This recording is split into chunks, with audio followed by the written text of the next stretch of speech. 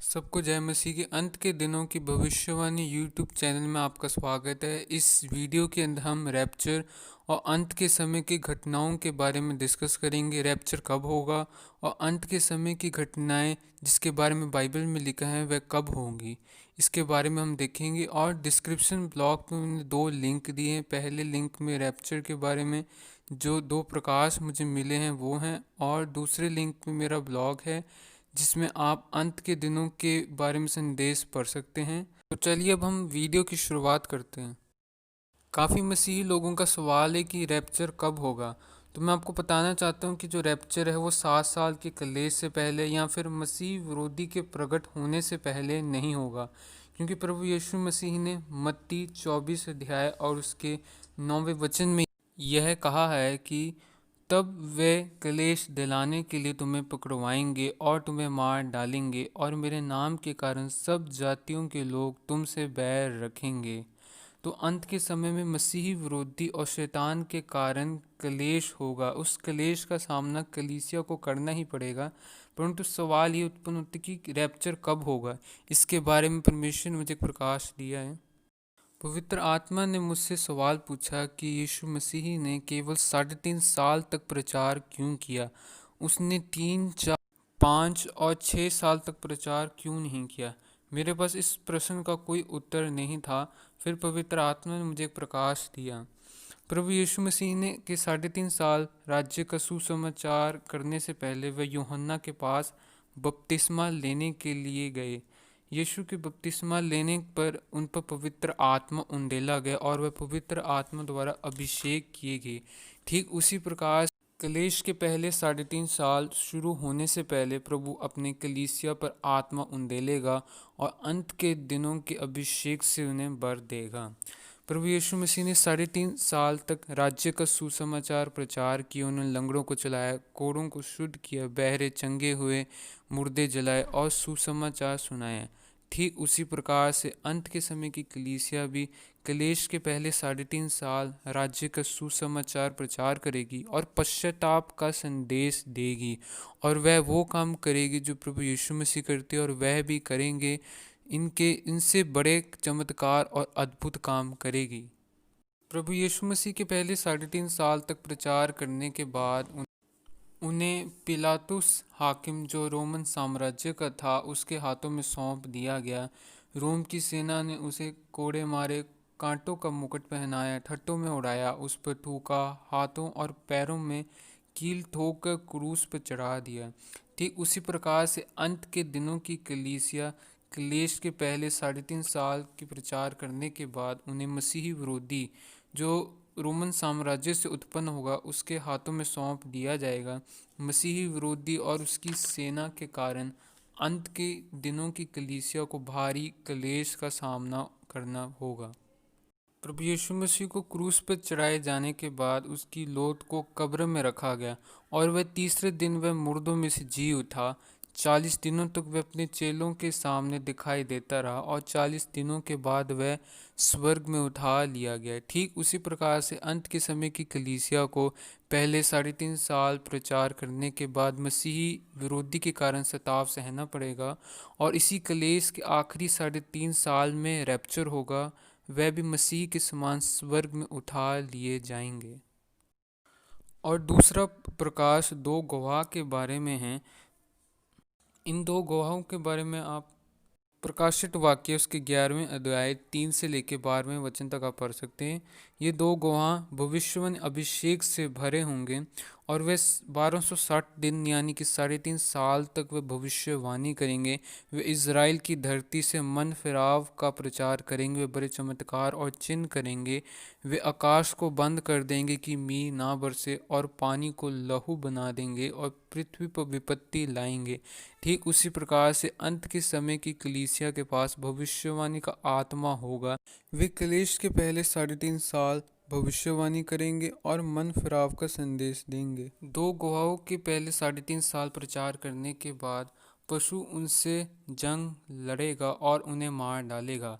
ठीक उसी प्रकार से अंत के समय की कलीसिया के कलेश के पहले 3.5 साल के प्रचार करने के बाद मसीही विरोधी के द्वारा उन्हें सताव का सामना करना पड़ेगा। दो गवाहों की मृत्यु के बाद उनकी लोथें नगर में पड़ी रहेंगी, लेकिन 3.5 दिन के बाद परमेश्वर उन्हें मुर्दों में से जी उठाएगा और वे स्वर्ग में उठा लिए जाएंगे। ठीक उसी प्रकार से कलेश के दूसरे 3.5 साल में अंत के दिनों की कलीसिया का भी रैप्चर होगा। इस टेबल के द्वारा आपको और समझ आ जाएगा। इस टेबल में लिखे हुए रेफरेंसेस को पढ़ सकते हैं और आप देख सकते हैं कि प्रभु यीशु मसीह के पहले 3.5 साल राज्य के सुसमाचार करने से पहले उन्हें पवित्र आत्मा का बपतिस्मा मिला, और जो दो गवाह होंगे उनको भी परमेश्वर अपने भविष्यवाणी अभिषेक से भरेगा। ठीक उसी प्रकार से जो अंत के समय की जो कलीसिया, परमेश्वर उस कलीसिया को अपने अंत के दिनों के अभिषेक से भरेगा। और प्रभु यीशु मसीह ने 3.5 साल तक राज्य का सुसमाचार किया, और जो दो गवाह होंगे वो भी पहले 3.5 साल तक भविष्यवाणी करेंगे। ठीक उसी प्रकार से जो अंत के जिस समय की कलीसिया है वो कलेश के पहले 3.5 साल में राज्य का सुसमाचार प्रचार करेगी। प्रभु यीशु मसीह के 3.5 साल प्रचार करने के बाद उन्हें जो रोमन सैनिकों के द्वारा क्रूस पर चढ़ा दिया गया, उन्हें भारी क्लेश का सामना करना पड़ा। और जो दो गवाह होंगे उनको 3.5 साल के बाद पशु मार डालेगा। ठीक उसी प्रकार से जो प्रभु के जो लोग होंगे उन्हें शहीद किया जाएगा। प्रभु यीशु मसीह तीसरे दिन मुर्दों में से जलाया गया और 40 दिनों के बाद वह स्वर्ग में उठा लिए गए। और जो दो गवाह होंगे उनको भी परमेश्वर 3.5 दिनों के बाद मुर्दों में से जलाएगा और उनका रैप्चर हो जाएगा। ठीक उसी प्रकार से अंत के समय की कलीसिया का रैप्चर जो होगा वो कलेश के आखिरी 3.5 साल में ही होगा। अब आप इस चार्ट में देख सकते हैं कि 7 साल कलेश शुरू होने से पहले परमेश्वर अपनी कलीसिया को अंत के दिनों के अभिषेक से भर देगा। इसके अगले 3.5 साल है, उस समय में राज्य का सुसमाचार सुनाया जाएगा। और जो आखिरी के 3.5 साल है वो महाकलेश का समय है, जिसके बारे में मत्ती की पुस्तक उसके 24 अध्याय और उसके 21वें वचन में लिखा है। इस समय के दौरान जो मसीह विरोधी का राज पूरे पृथ्वी पर आ जाएगा और वह कहेगा कि मैं परमेश्वर हूँ, मेरी पूजा करो, मेरी मूर्ति की पूजा करो और मेरा शाप लो, जिस कारण कलीसिया को भारी कलेश का सामना करना पड़ेगा। और इसी महाकलेश के समय के दौरान जो है वो रैप्चर होगा, जिसके बारे में आप पढ़ सकते हैं पहला थिस्सलुनीकियों उसके 4 अध्याय और उसके 16 से लेकर 17वें वचन में लिखा है, क्योंकि प्रभु आप ही स्वर्ग से उतरेगा, उस समय ललकार और प्रधान दूत का शब्द सुनाई देगा और परमेश्वर की तुरही फूंकी जाएगी, और जो मसीह में मरे हैं वे पहले जी उठेंगे। तब हम जो जीवित और बचे रहेंगे उनके साथ बादलों पर उठा लिए जाएंगे कि हवा में प्रभु से मिलें, और इस रीति से हम सदा प्रभु के साथ रहेंगे। और 7 साल के क्लेश के अंत के बाद प्रभु का दूसरा आगमन होगा। वे मसीह विरोधी की सेना को हराएंगे और फिर प्रभु न्याय करेंगे। के अलावा आपने दानियल की पुस्तक में 1290 दिन और 1335 दिनों के बारे में पढ़ा होगा, जिसके बारे में लिखा है दानियल की पुस्तक उसके 12वें अध्याय 11 से लेकर 12वें वचन में कि जब से नित्य होम बलि उठाई जाएगी और घिनौनी वस्तु जो उजाड़ करा देती है स्थापित की जाएगी, तब से 1290 दिन बीतेंगे।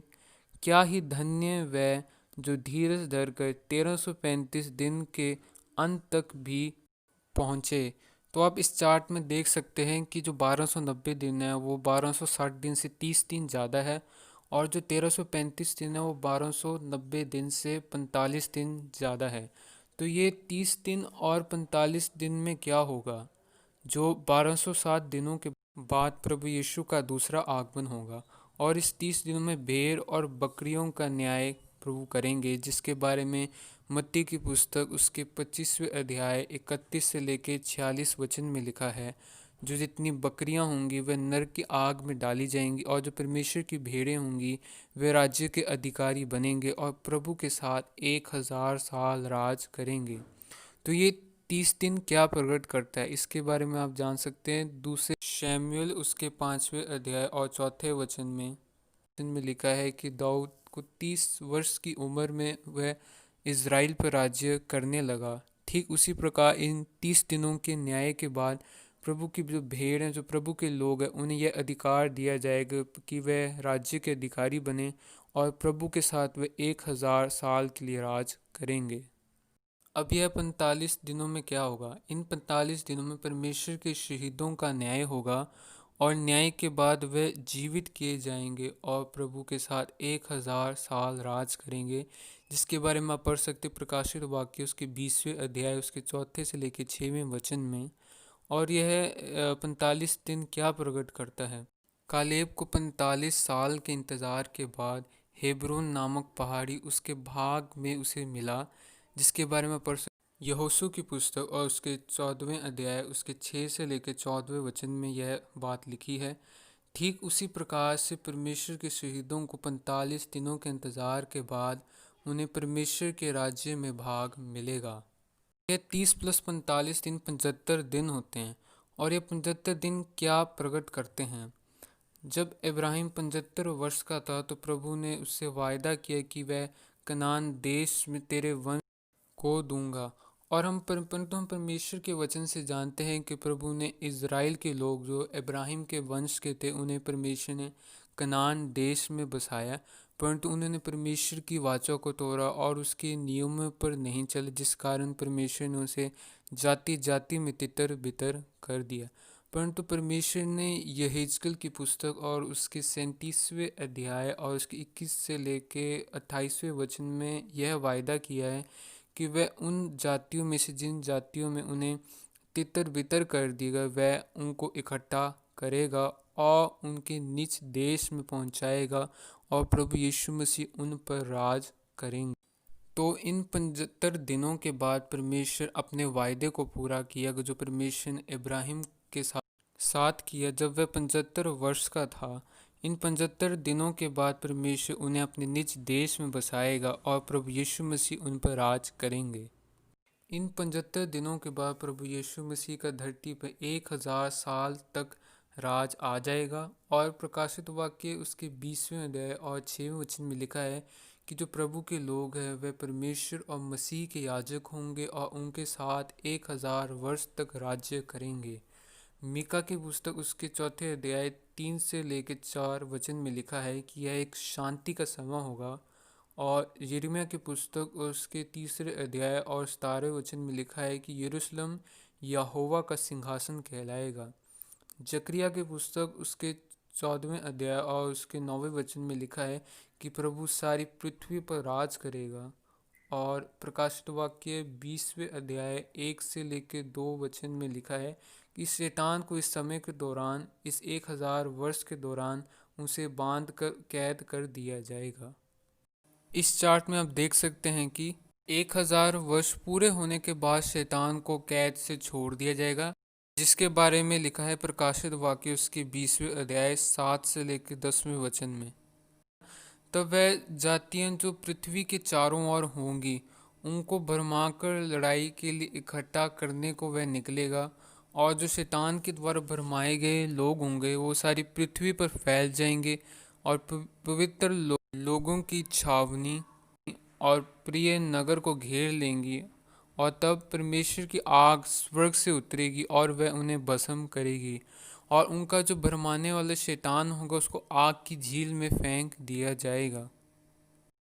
आप इस चार्ट में देख सकते हैं कि इसके बाद बड़ा श्वेत सिंहासन का न्याय होगा, जिसे इंग्लिश में ग्रेट वाइट थ्रोन जजमेंट भी कहते हैं। इसके बारे में आप पढ़ सकते हैं परमेश्वर के वचन में प्रकाशित वाक्य 20वें अध्याय उसके 11वें से लेकर 15वें वचन में लिखा है कि परमेश्वर मरे हुओं का न्याय उनके कामों के अनुसार करेगा और जीवन की पुस्तक खोली जाएगी और जिसका नाम जीवन की पुस्तक में लिखा हुआ ना मिला वे आग की झील में डाला जाएगा। अब आप चार्ट में देख सकते हैं कि इसके बाद नया आकाश और नई पृथ्वी होगी, जिसके बारे में परमेश्वर के वचन में लिखा है प्रकाशित वाक्य 21 अध्याय और 22वें अध्याय में 1 से लेकर 5वें वचन में इसके बारे में लिखा है। फिर जो इसमें यह लिखा है कि परमेश्वर अपने लोगों के साथ डेरा करेगा और वह उनके आँखों से सब आंसू पोंछ डालेगा और इसके बाद मृत्यु ना रहेगी, ना शोक, ना विलाप, ना पीड़ा रहेगी और परमेश्वर सब कुछ नया कर देगा। नया यरूशलेम स्वर्ग से उतरेगा और वह परमेश्वर की महिमा से भरा होगा और उस नगर में सूर्य और चांद की उजाले की आवश्यकता नहीं होगी, क्योंकि परमेश्वर के तेज से उसमें उजाला होगा और मेमना उसका दीपक होगा। और उस नगर में वह लोग प्रवेश करेंगे जिनका नाम मेमने की जीवन की पुस्तक में लिखा है, और उसमें कोई अपवित्र वस्तु या घृणित काम करने वाला या झूठ का गढ़ने वाला किसी रीति से उस नगर में प्रवेश ना करेगा, लेकिन परमेश्वर के पवित्र लोग जिनका नाम मेमने की जीवन की पुस्तक में लिखा है वह ही प्रवेश करेंगे। एक बार हम रिवाइज कर लेते हैं।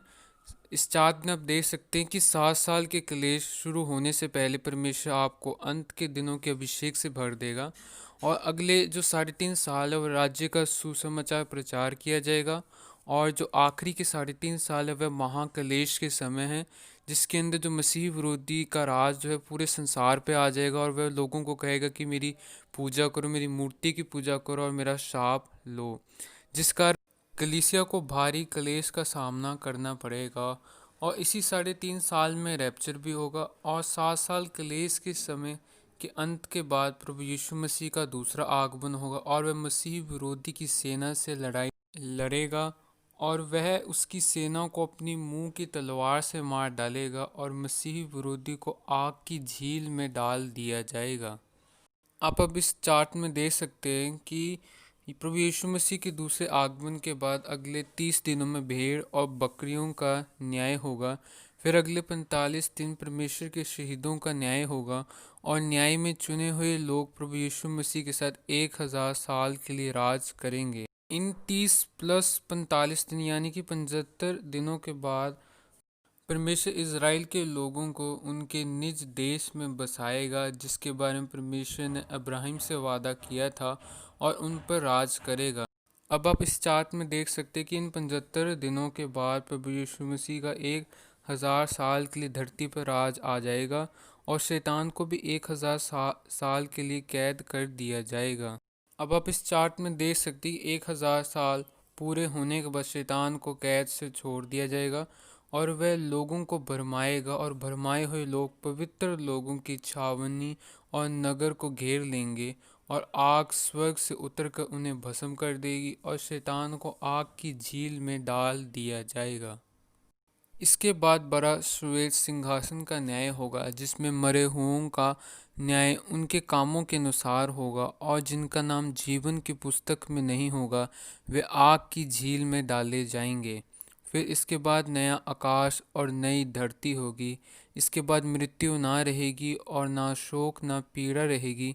परमेश्वर सब कुछ नया कर देगा, और नया यरूशलेम स्वर्ग से उतरेगा, और जिनका नाम मेमने की जीवन की पुस्तक में लिखा है वही लोग उस नगर में प्रवेश करेंगे। तो आज का संदेश यही है। सबको जय मसीह की।